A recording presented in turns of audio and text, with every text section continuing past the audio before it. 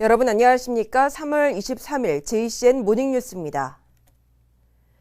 국민의힘이 현역 의원으로 출마하는 후보에게는 10% 감점을 한다는 지침을 내놓자 울산시장 선거에 뛰어든 현역 국회의원들이 강한 불쾌감을 드러냈습니다. 반면 지금 의원이 아닌 후보들은 당연한 지침이라며 반기고 있습니다. 현역 의원들의 페널티가 울산시장 경선에서 어떤 영향을 미칠지 관심이 쏠리고 있습니다. 김영환 기자의 보도입니다. 현역 국회의원이 지방선거에 출마할 경우 공천 평가 과정에서 10%를 감점하겠다는 국민의힘 지도부의 지침으로 인해 울산시장 선거가 출렁이고 있습니다. 울산시장 선거 출마를 선언한 이채익, 서범수 국회의원 모두 최고위 지침에 강한 불만을 성토했습니다. 이채익 의원은 갑작스러운 결정에 당황스럽다면서도 최고위원회에는 공천 권한이 없는 만큼 공관위의 판단이 중요하다고 강조했습니다. 최고위원회에는 지방선거의 공천을 기준을 잡고 페널티를 부여하는 권한이 전혀 없습니다. 서범수 의원 역시 감점 조항은 현역들에게 불리한 조건이라며 본선 경쟁력을 약화시킬 수 있다고 우려했습니다. 감점 조항이 있다는 건 결국 선발을 묶어 놓는 상황이 벌어지고, 그렇게 되면 결국은 본선 경쟁력이 약해지는 그런 상황을 좀 초래할 것 같아. 그래서 이거는 다시 한번 재고를 해봐야 되는 거 아니냐, 그런 생각을 하고 있습니다.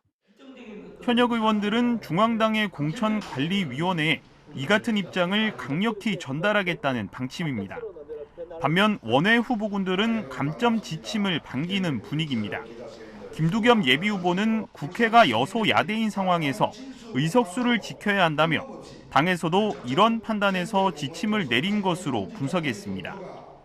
그러면서 10%의 감점 폭이 경선 경쟁에서 상당한 영향을 줄 것으로 내다봤습니다. 현역이 출마하는 것은 그렇게 국민들이 좋은 시각도 아니고 당의 또 형평상 그렇게 권장할 일이 아니라는 그런 의견이 거기에 묻어난 것으로 알고 있습니다. 현역 의원에 대한 페널티를 공관위가 채택할지, 그로 인해 당내 경선에서 어떤 영향을 미칠지 관심이 모아지고 있습니다. JCN 뉴스 김영환입니다. 울산시장 선거 출마를 선언한 국민의힘 이채익 국회의원은 울산과 양산, 밀양과 청도, 경주, 포항과 함께 동해남부 슈퍼시티를 조성하겠다고 공약했습니다.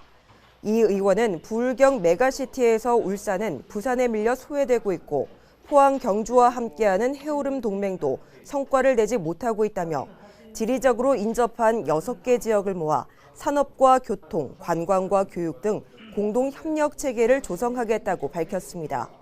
국민의힘 김두겸 울산시장 선거 예비 후보는 청와대 울산시장 하명 수사 의혹 사건이 기소된 지 2년이 지났지만 판결이 나지 않고 있다며 신속한 판결을 내려줄 것을 재판부에 촉구했습니다. 김 예비 후보는 이어 울산시장에 당선되면 공무원의 정치적 중립을 보장하겠다고 선언했습니다. 중구청이 이달 말까지 울산공항 고도 제한 완화 범시민 서명 운동을 추진합니다. 중구공항 고도 제한 완화 추진위원회 위원과 지역 주민 등 30여 명은 어제 중구 복산 사거리 일원에서 울산공항 고도 제한으로 인한 지역개발 저해와 주민 재산권 피해가 막대하다며 주민들에게 서명 운동에 동참할 것을 호소했습니다. 중구청은 오는 31일까지 3만여 명의 서명을 받아 국토교통부에 전달하고 공항시설법에 명시된 항공학적 검토 시행을 건의할 계획입니다. 국민의힘 강대길 전 시의원이 동구청장 선거 출마를 선언했습니다. 강 예비 후보는 연포산 터널 무료화를 시행하고 동구 지역만 소외된 트램을 동구까지 확장할 수 있도록 울산시와 협의해 나가겠다고 공약했습니다. 또 이지연 여천천을 사랑하는 여천포럼 공동대표는 어제 국민의힘 소속으로 옥동 신정사동 시의원 선거 출마를 선언했습니다. 이 예비 후보는 옥동 군부대 부지에 남부도서관을 확장 이전하고 수암로의 동서 오거리 통과 구간을 지하 차도로 입체화하겠다고 공약했습니다. 권기백 전 민주노총 울산지역 부본부장이 진보당 소속으로 동구 제1선거구인 방어화정 대송동 시의원 선거 출마를 선언했습니다. 권 예비 후보는 조선업 하도급 적정 단가와 노동자 임금 인상에 대해 사회적 공론화로 올바른 기준을 마련하겠다고 공약했습니다. 또 마트 노동자 출신의 김영옥 씨가 진보당 소속으로 동구 기초의원 비례대표 선거에 출마한다고 밝혔습니다. 김 씨는 땀 흘려 일하는 노동자가 생존의 벼랑 끝에 내몰리지 않도록 지키고 함께하겠다고 강조했습니다. 울산시 선거관리위원회는 지방선거 입후보 예정자의 자서전을 대량 구매한 뒤 선거 구민에게 무상으로 배부한 A씨를 공직선거법 위반 혐의로 검찰에 고발했습니다. 현행법상 선거일 전 180일부터는 후보자의 성명이 찍힌 인쇄물 등을 배부할 경우 2년 이하의 징역 또는 400만 원 이하의 벌금에 처해지며 후보자를 위해 기부 행위를 할 경우 5년 이하의 징역 또는 1,000만 원 이하의 벌금에 처해집니다. 선관위는 기부 행위 등 중대 선거범죄는 무관용 원칙으로 대응할 방침이라며 시민들의 적극적인 신고를 당부했습니다. 현대중공업그룹이 창립 50주년을 맞아 그동안의 노하우를 바탕으로 100년 기업으로 도약을 준비하고 있습니다. 지난 1972년 3월 23일 울산 동구 미포만에서 울산조선소 기공식을 시작으로 출발한 현대중공업그룹은 그동안 조선 세계 1위의 자리로 올라섰으며 고 정주영 회장에 이어 정몽준, 정기선 체제로 이어졌습니다. 현대중공업 지주 권오갑 회장과 정기선 사장은 창립 50주년을 맞아 도전과 성장의 50년을 바탕으로 혁신을 통한 가치 창출로 100년 기업으로 도약하자고 말했습니다. 한편 현대예술관에서는 그룹 50주년의 발자취와 나아갈 길을 보여주는 영상전을 열고 있으며 현대중공업은 기념 행사와 함께 정주영 창업자를 기리는 추모 행사도 준비하고 있습니다. 울산시교육청이 거점형 PCR 검사소를 확대 운영합니다. 시교육청은 지난 16일부터 교육청 야외 공연장에 교직원 대상 거점형 유전자 증폭 검사소를 운영한 데 이어 어제부터 이달 말까지 북구 강북교육지원청 야외 족구장과 남구 교육연구정보원 야외 대형버스 주차장 등 두 곳에서 거점형 유전자 증폭 검사소를 추가로 운영한다고 밝혔습니다. 거점형 유전자 증폭 검사소는 전문 의료기관에 위탁해 운영하며 검사 결과는 검사 다음 날 오전 7시를 전후해서 검사기관에서 문자로 안내합니다. 한편 지난 21일까지 진행한 이동형과 거점형 유전자 증폭 검사에는 학생과 교직원 4,128명이 검사를 받았습니다. 울산시가 어제 대왕암 해양 중심의 체류형 관광지 육성 계획을 발표했습니다. 대왕암 공원 일대를 관광지로 지정하고 숙박시설을 유치해서 관광객들이 머무는 체류형 관광지로 만들겠다는 건데요. 대왕암 출렁다리에 이어 해상 케이블카와 짚라인까지 다양한 관광 콘텐츠를 구축해서 동구를 세계적인 관광 명소로 발전시킨다는 계획입니다. 보도에 박정필 기자입니다. 울산시가 대왕암 공원 해상 중심 체류형 관광지 육성 계획을 발표했습니다. 먼저 대왕암 공원 일대를 세계적인 관광 명소로 만들기 위해 울산 제1호 관광지로 지정할 계획입니다. 주요 대상지는 대왕암 공원과 쓸도 등으로 대왕암에서 방어진에 이르는 관광축을 구축할 예정입니다. 대왕암 방문 관광객들의 발길을 방어진까지 이어지게 하겠다는 겁니다. 그리고 경의형 관광지에서 체류형 관광지로 탈바꿈하기 위해 관광지로 지정하고 숙박시설도 유치할 계획입니다. 하와이를 모델로 하되 하와이보다 더 현대적이고 더 멋진 관광지를 만들자 여기다. 대왕암 공원과 고늘지구를 연결하는 해상 케이블카와 짚라인 설치도 올해 시작됩니다. 일산 해수욕장을 가로지르는 1.5km 해상 케이블카와 함께 0.9km 짚라인도 함께 조성됩니다. 전액 민간 투자 사업으로 545억 원을 투입해 실시 설계 인가를 거친 뒤 올해 공사를 시작해 내년까지 시설을 완공하고 2024년부터 운영에 들어갈 예정입니다. 동구 주민에게는 이제 옛날처럼 조선소 그냥 불황 들면 막 망하고 하는 그런 일은 없다. 희망의 동구가 된다. 전국에 관광객들이 몰려든다.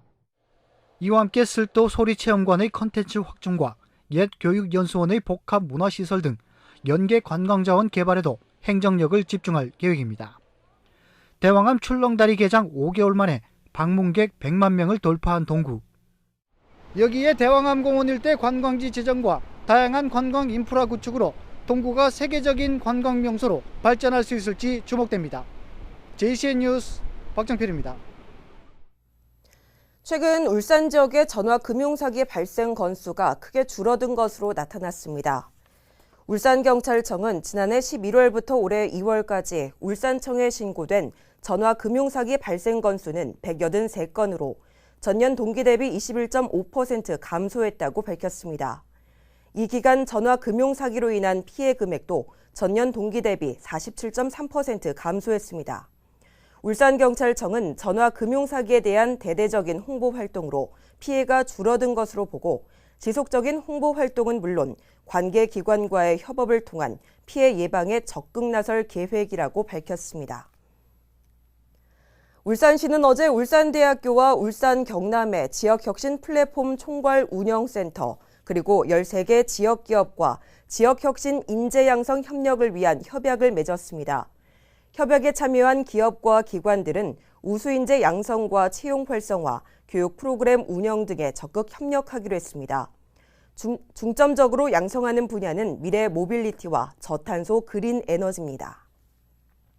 롯데 정밀화학은 어제 남구 종합사회복지관에서 다문화 리틀 야구단 울산 스윙스 야구교실 지원기금 전달식을 가졌습니다. 이날 전달된 야구교실 기금은 야구 이론교육과 기초체력 단련, 포지션 훈련 등 선수들의 야구 전반에 대한 이해를 돕는 훈련에 사용될 예정입니다. 한편 롯데 정밀화학은 지난 2014년부터 스윙스를 지속적으로 후원하고 있으며 아이들이 야구를 통해 사회와 소통하고 성장할 수 있도록 나눔 활동을 펼치고 있습니다. 고용노동부의 건설공사 산업재해 현황 평가에서 울산 항만공사가 공공기관 가운데 유일하게 2년 연속으로 무죄해를 달성했습니다.